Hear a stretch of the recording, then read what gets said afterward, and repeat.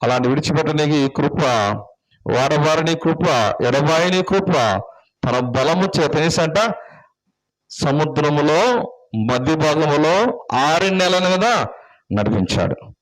సముద్రంలోని 6 నెలల మీద నడిపించిన దేవుడు ఈ భూమి మీద నడిపించడా? అర్థమైంది మాట.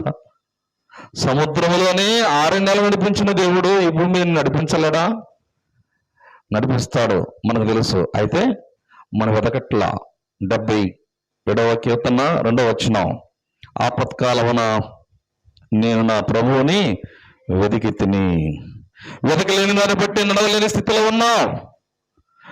వెతకలేని దాన్ని బట్టి నీ సమస్య నీకు ఏంట పెద్దగా కనబడుతూ